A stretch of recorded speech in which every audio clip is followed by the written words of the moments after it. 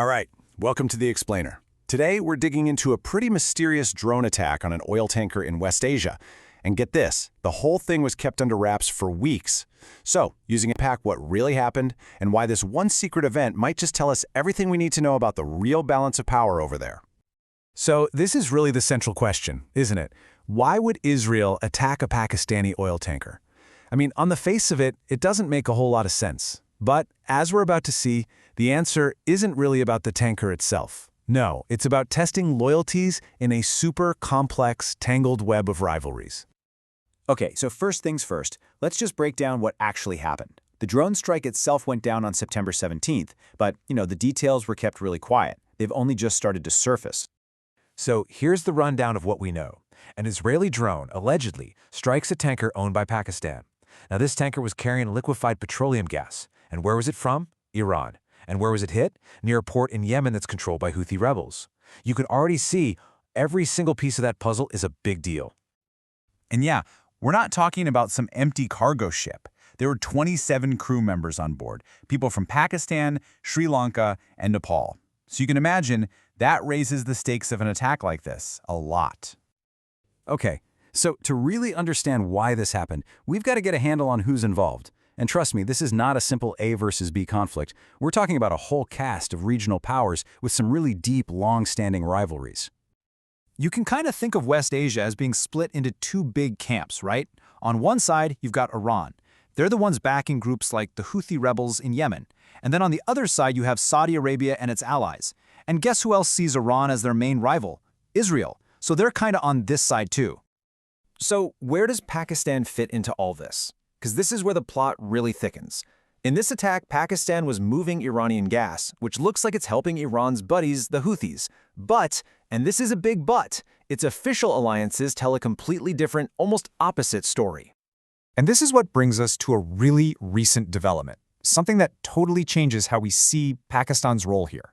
It's the key, really, the clue to figuring out the real motive behind this whole tanker attack. And here it is. This is the absolute key to the whole puzzle. Even though it looked like they were helping Iran, Pakistan just signed a mutual defense pact with Saudi Arabia.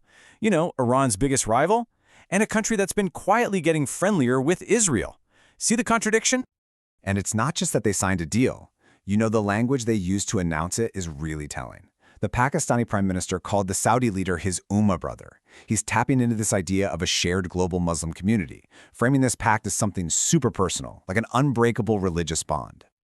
So that brings us right back to the central puzzle, doesn't it? Why on earth would Israel attack something that belongs to Pakistan, a country that's now supposed to be a top defense partner for Saudi Arabia?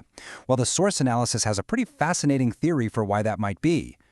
The theory goes like this. This attack wasn't just random aggression. Nope, it was more like a carefully designed geopolitical experiment. They call it a pressure test. The whole idea was to poke this new alliance to see just how strong it really was. So how does a pressure test like this actually work? Well, according to the source, the logic is pretty simple. Step 1, you attack a Pakistani asset. Step 2, you just watch. See what Saudi Arabia does. See what Pakistan says.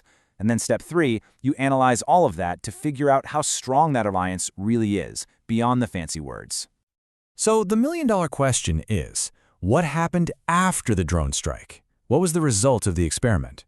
Well, the answer is silence, a deafening silence. And according to the source we're looking at, that silence was the result. It was the whole point.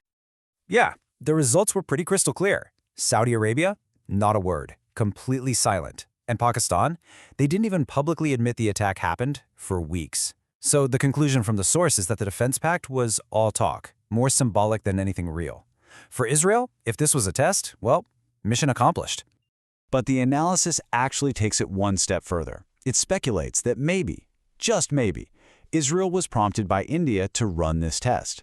Why? Well, the goal would be to find out, once and for all, if Saudi Arabia would ever actually step in and help Pakistan in a future war with India. So what are the big takeaways from all this? First, the source argues that the Saudi-Pakistan Defense Pact is, well, pretty weak when it's actually put to the test. Second, Pakistan seems to be caught in the middle of a huge geopolitical game without much to gain. And because of this test, the thinking is that Saudi Arabia probably won't back them in a future war. And finally, Israel sent a very clear message to Pakistan: don't even think about sharing your nuclear tech with anyone in the region. It's pretty amazing when you think about it. This one small, secret drone strike, at least as interpreted by this source, might have revealed more about the real power dynamics in West Asia than years and years of diplomacy ever could. It really makes you wonder, right?